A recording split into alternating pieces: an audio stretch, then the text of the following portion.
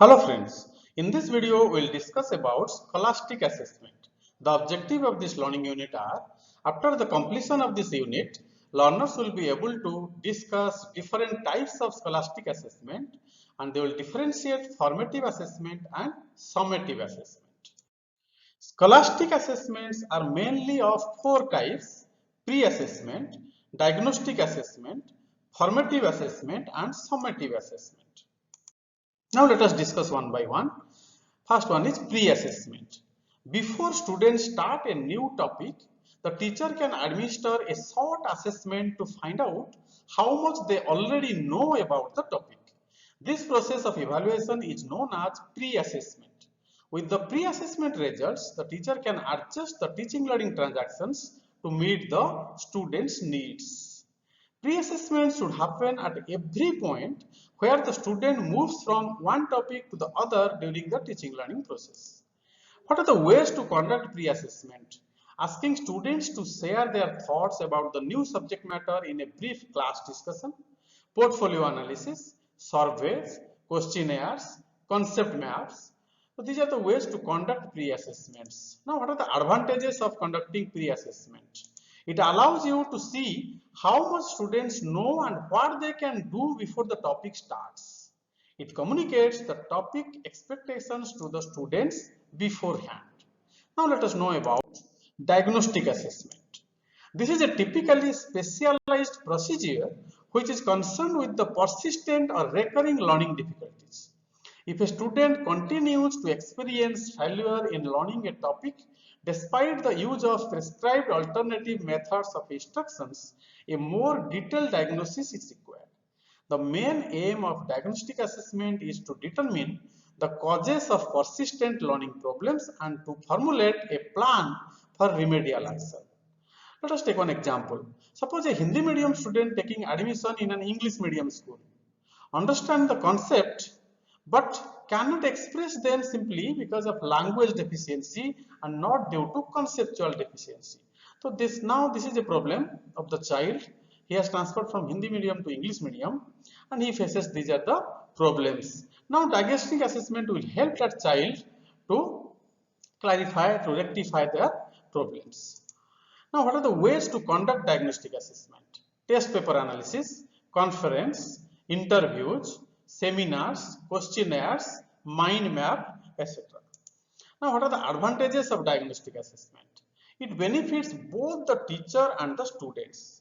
Students will rectify themselves through diagnostic assessment and it helps the teacher to introduce the next topic after ensuring that all students achieve the learning outcomes of the previous topic. It provides information to individualize instructions. It creates a baseline for assessing future learning. Now let us know about formative assessment. Formative assessment is an ongoing educational evaluation method where the teacher assesses a student's knowledge during the learning process. It allows the teacher to keenly monitor learners' progress as they move from one learning phase to another and step in to provide the right support. Now, what are the ways to conduct formative assessment? Quizzes, polls, vivas, project, activity, or pen paper test. The advantages of conducting formative assessments are: formative assessment empowers the teacher to make data-driven decisions.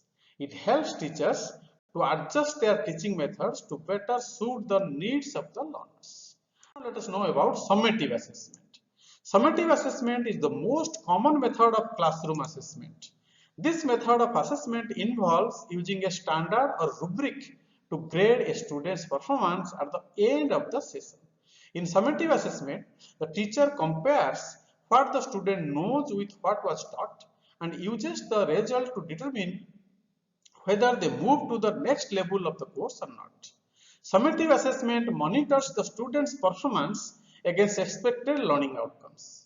Validity, reliability, and practicality are the most common features of summative assessment.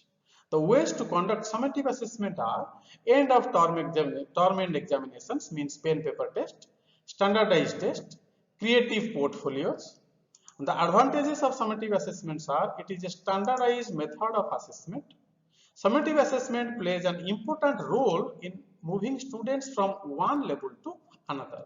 Now let us find out the difference between formative assessment and summative assessment.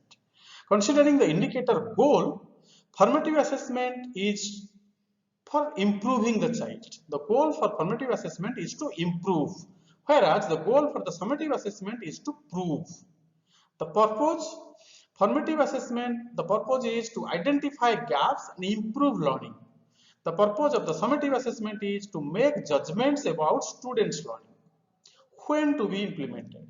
Formative assessment occurs during instructions, during the teaching learning process, and summative assessment occurs after completion of a syllabus or unit.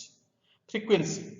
Formative assessment occurs on a continuous basis, whereas summative assessment occurs at a particular point of time to determine what students know. Now, what is the role of the teacher now? In formative assessment, it allows teachers to make decisions and monitor their instructions based on students' performance. Whereas in summative assessment, it judges students' performance and give grades. Thank you friends for watching this video. In the next video, we will discuss about basics of question making. Thank you.